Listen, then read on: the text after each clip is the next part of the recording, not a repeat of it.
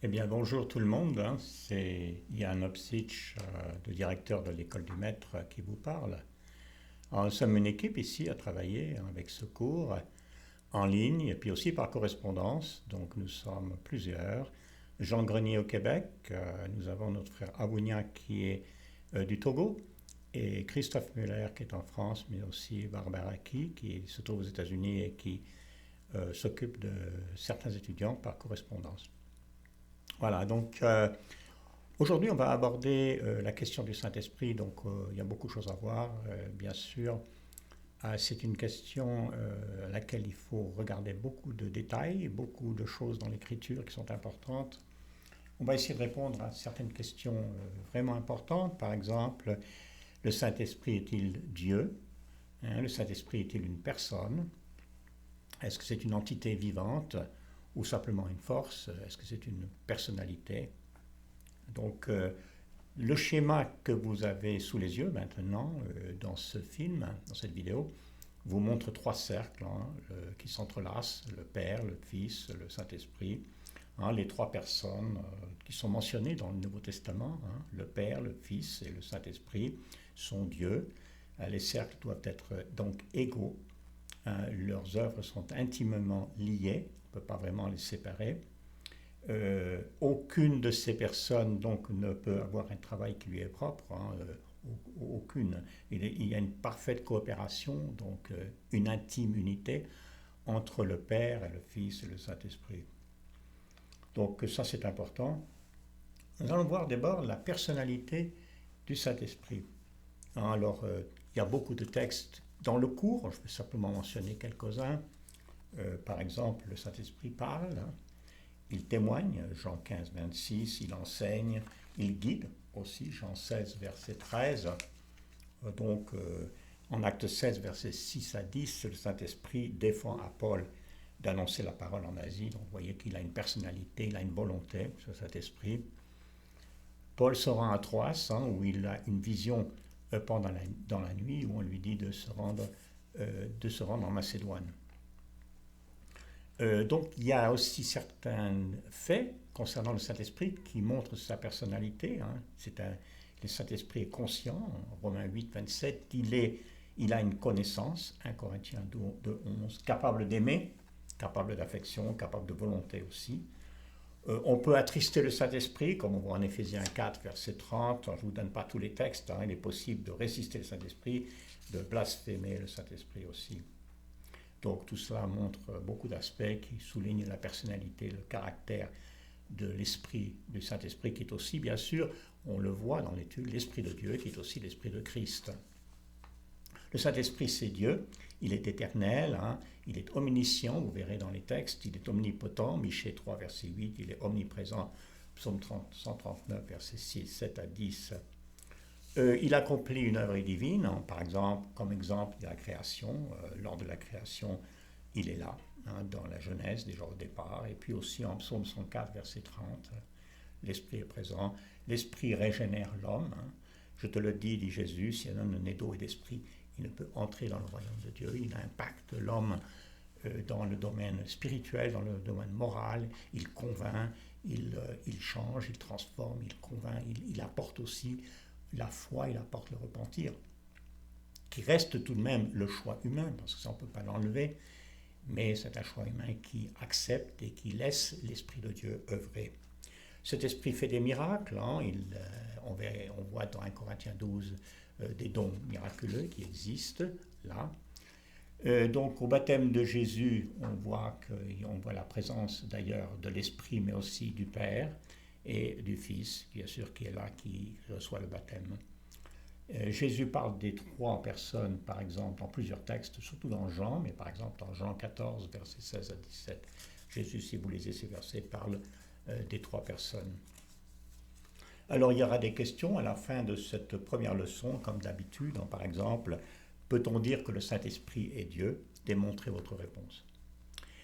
Alors la deuxième leçon, ça concerne le Saint-Esprit dans son action dans l'Ancien Testament. Alors il y a des versets bibliques à regarder, vous choisissez un des versets que vous mémorisez, hein, par exemple Jean 14, 17, vous en avez plusieurs dans le début de la leçon. Donc, cette activité du Saint-Esprit dans l'Ancien Testament et dans le Nouveau Testament et sont différents, comme on le voit en Jean 14, 17, l'Esprit de vérité que le monde ne peut pas recevoir parce qu'il ne le voit pas, ne le connaît pas. Il dit, vous le connaissez parce qu'il demeure près de vous et qu'il sera en vous. Dans l'Ancien Testament, le Saint-Esprit agit avec certains individus ou sur certains individus. Il leur accorde même certains pouvoirs et les guide, alors que dans le Nouveau Testament, l'Esprit est donné à vivre dans chaque fidèle, dans chaque croyant. Il demeure avec eux, il est leur paraclète, hein. Il est celui qui est appelé à leur côté, aux côtés du croyant, d'une manière pour le soutenir et d'une manière pour réconforter, pour encourager aussi. Donc, dans la création initiale, on voit la présence de l'Esprit, hein, avec la Père, avec Dieu qui est en train de planifier cette création et qui la réalise en fait, hein. Par exemple, le Père a tout planifié à l'origine de toutes choses, hein, concernant la création et tout le reste, Apocalypse 4, verset 11. Et cette parole aussi de l'Esprit, mais qui est aussi la parole de Christ, fut un agent important de la création au départ, en Jean 1, verset 1 à 3. Le Saint-Esprit organise, hein, il établit des lois, il guide aujourd'hui même l'univers physique, on pourrait dire. Il a donc une place spéciale dans le récit de la création. Si vous regardez en Genèse 1, verset 2, vous le verrez, hein, la terre était informe et vide, il y avait des ténèbres à la surface de l'abîme, mais l'Esprit de Dieu planait au-dessus des eaux. Il est aussi la source du jugement sur les choses créées, dont on verrait ça dans pas mal de textes, notamment chez les prophètes.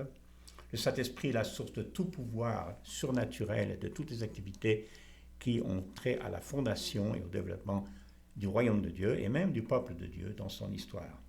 Il y a la puissance de l'Esprit dans la création initiale et aussi dans l'organisation des choses créées. On voit cette œuvre de l'Esprit par rapport à certains individus, hein. Par exemple Moïse. L'Esprit vient sur Moïse, qui devient un grand dirigeant, un leader d'Israël. Les juges aussi, dans le livre des juges, on voit que l'Esprit agit sur ces individus, comme par exemple sur Othniel, sur Gédéon et d'autres.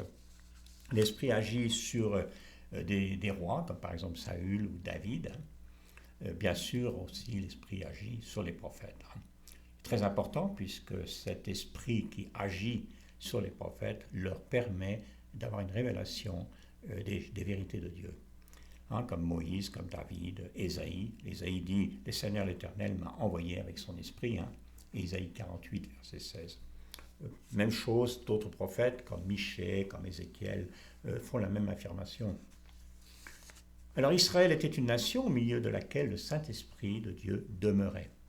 Ésaïe 63, versets 10 à 14. Puis on voit la même chose dans le texte de Néhémie, chapitre 9, qui est un très long texte concernant l'histoire d'Israël et dans lequel on va trouver que l'Esprit de Dieu demeure au milieu de ce peuple.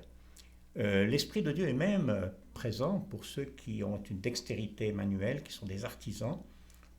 C'est par l'Esprit de Dieu, par son œuvre, qu'il leur permet de réaliser des choses avec leurs mains, de travailler avec leurs mains.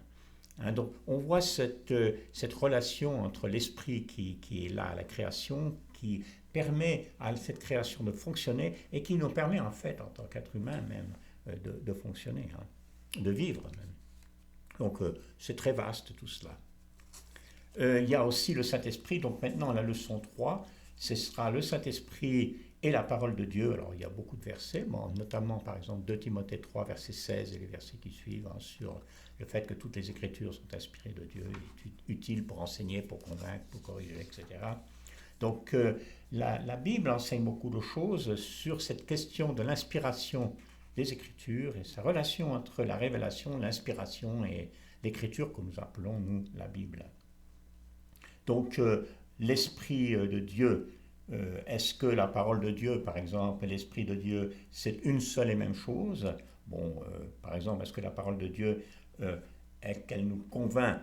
Bien sûr, mais elle nous convainc aussi parce que l'Esprit est à l'œuvre pour produire cette conviction, pour produire aussi cette foi en nous.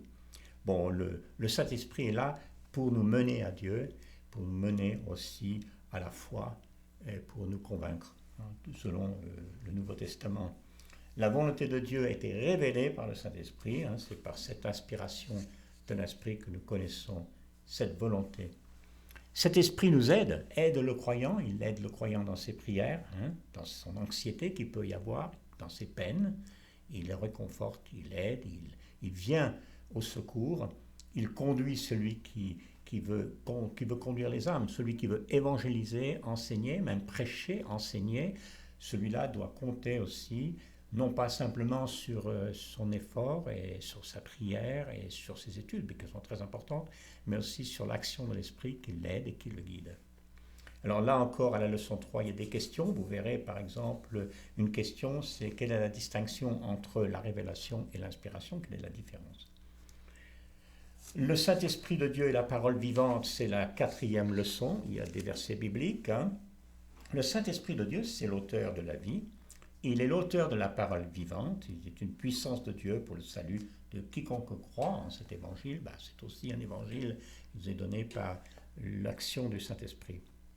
Il ne faut pas oublier non plus que l'Esprit du Père, l'Esprit de Dieu, le Saint-Esprit, c'est aussi appelé l'Esprit de Christ ou l'Esprit de Jésus. On ne peut pas trop séparer ces choses-là. Hein.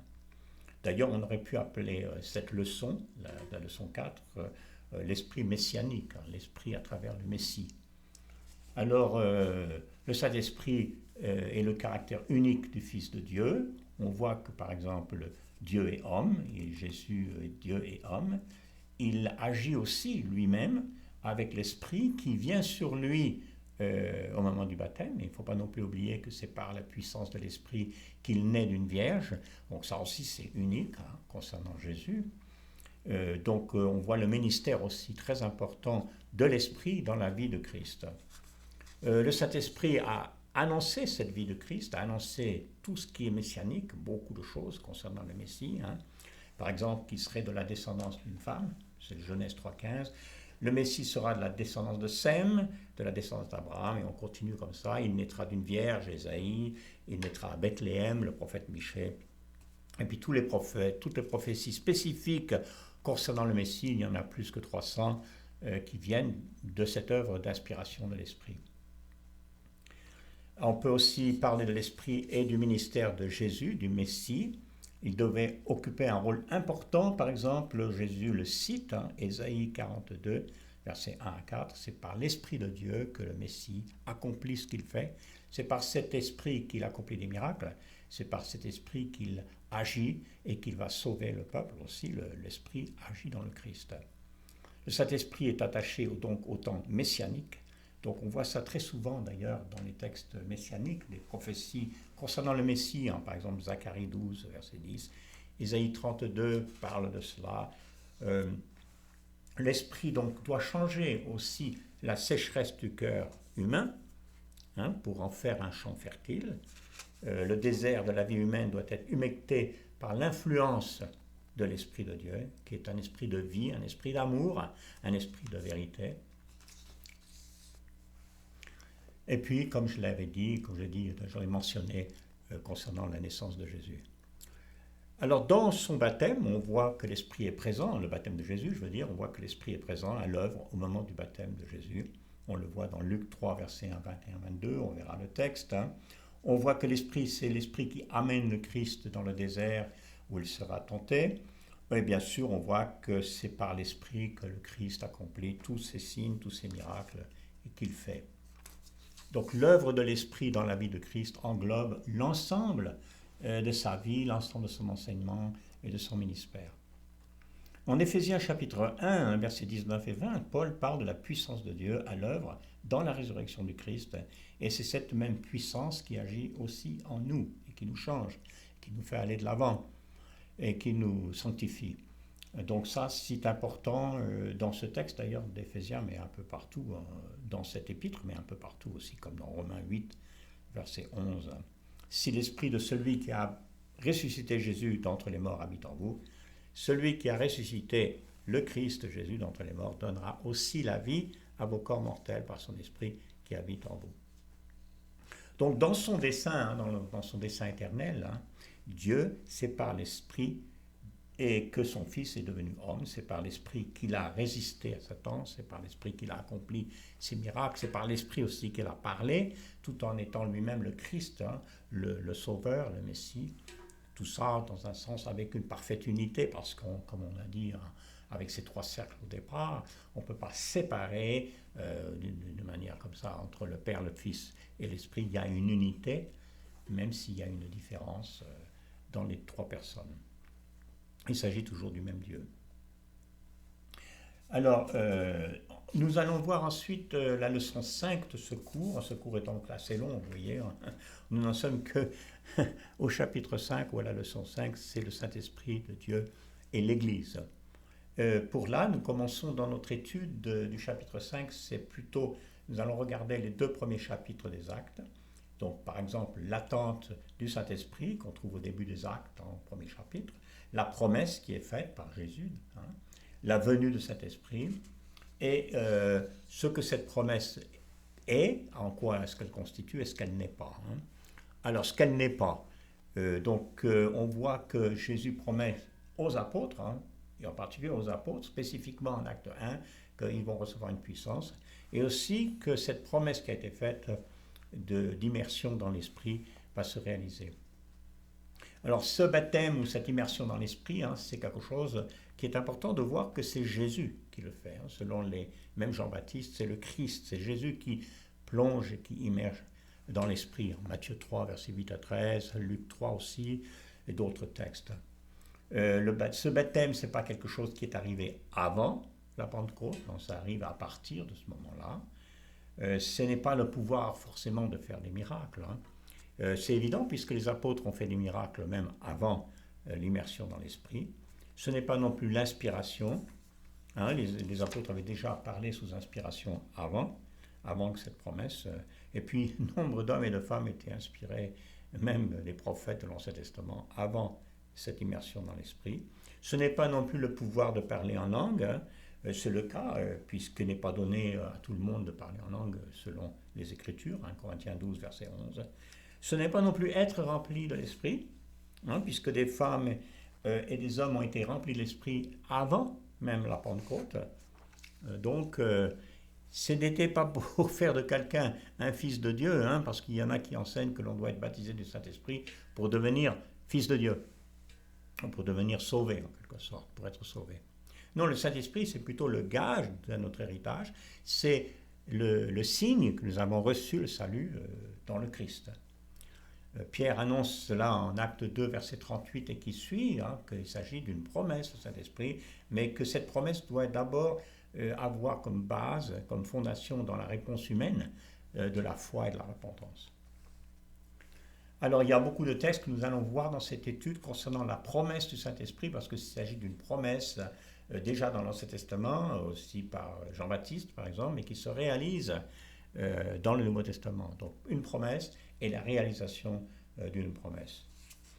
Alors ça, c'est tout ce qui concerne ce chapitre-là. Et nous allons considérer dans ce chapitre aussi certaines objections, certaines manières de comprendre ces choses-là. Par exemple, certains qui enseignent qu'il faut absolument que chaque chrétien soit immergé dans l'esprit ou fasse des miracles ou parle en langue, etc. Ce n'est pas réellement ce que le Nouveau Testament nous dit.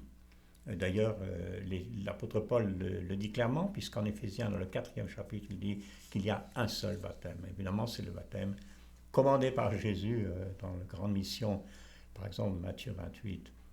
On est à annoncer l'évangile et baptiser. Ceux qui acceptent l'évangile sont baptisés au nom du Père, du Fils, du Saint-Esprit. C'est un commandement auquel on obéit, alors que l'immersion dans l'esprit, c'est une promesse, c'est pas la même chose.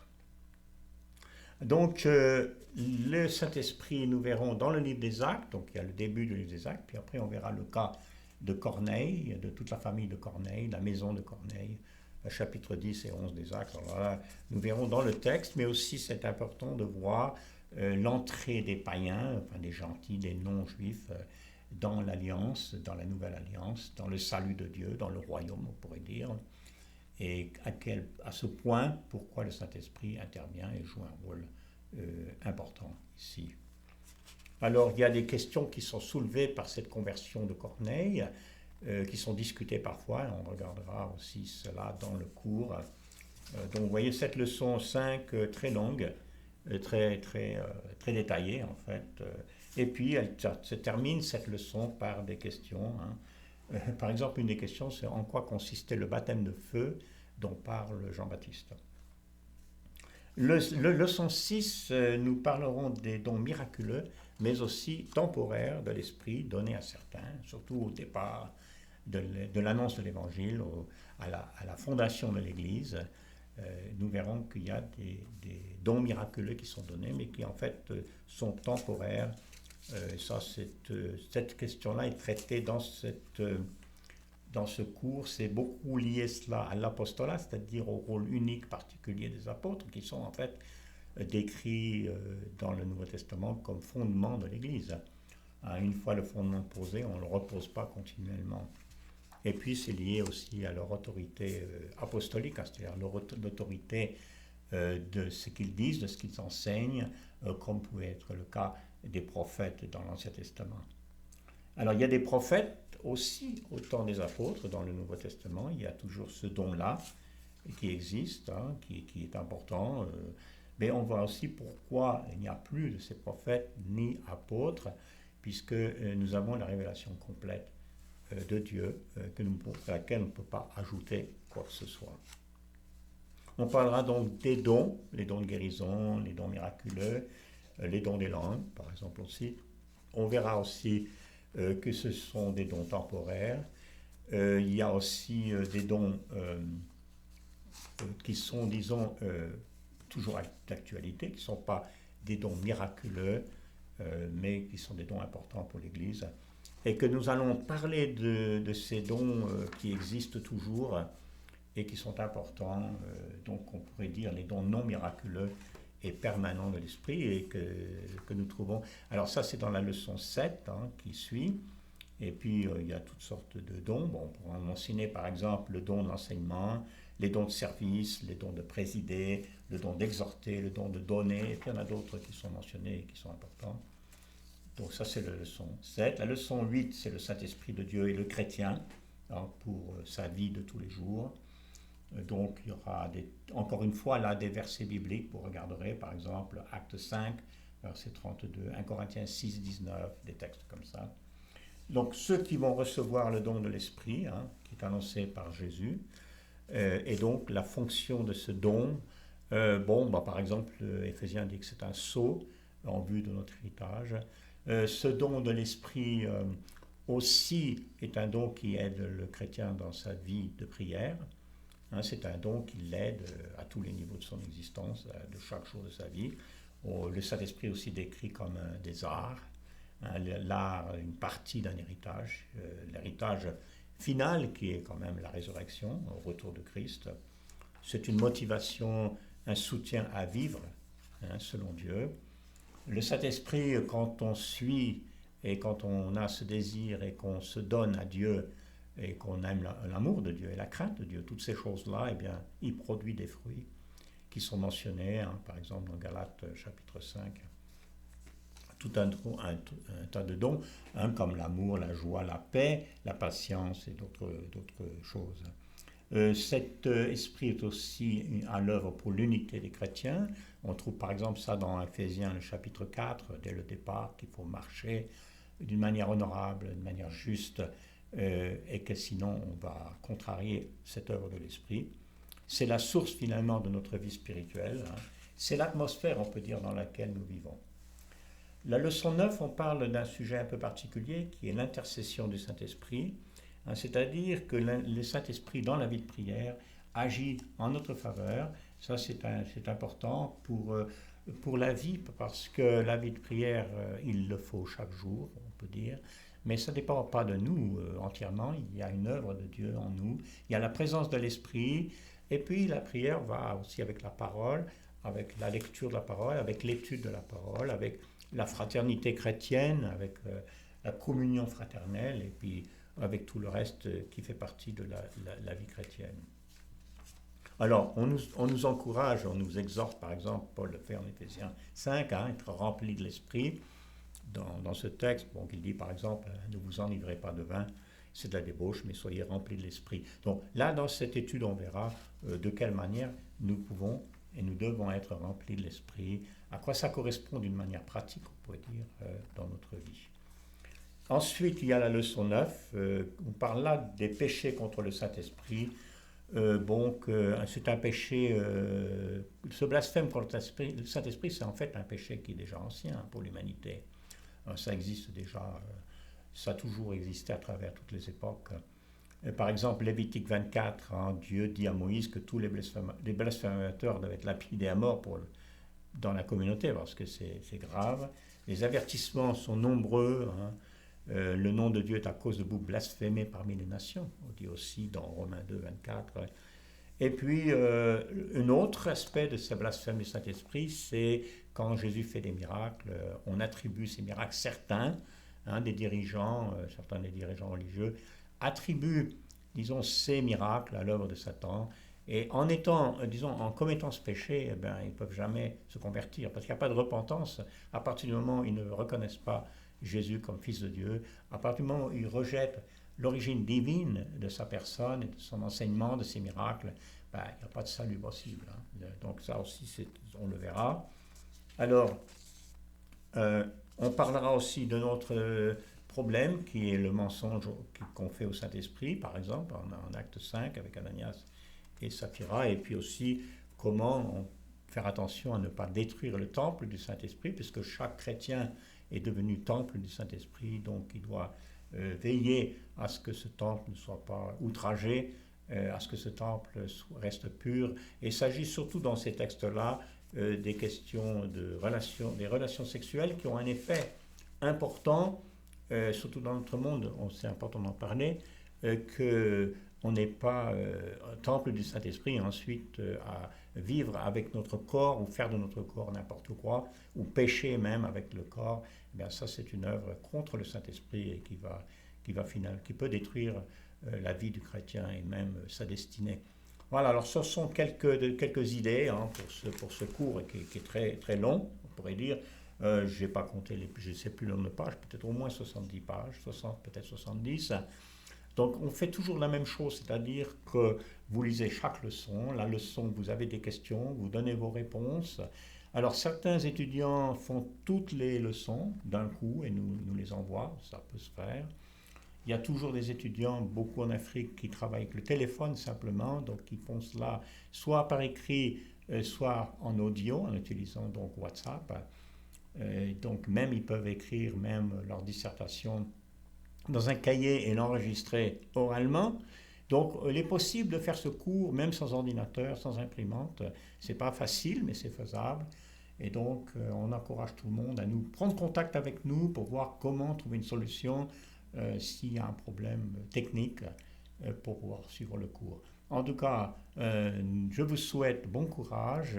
Je vous garde dans mes prières et nos frères qui nous aident dans ce travail aussi. Et je pense que vous serez très encouragés, vraiment éclairés par ce cours. Et puis, on pourrait toujours dire que c'est une ébauche parce qu'il y a beaucoup, beaucoup de choses dans la parole concernant le Saint-Esprit et que je prie que cela vous encourage.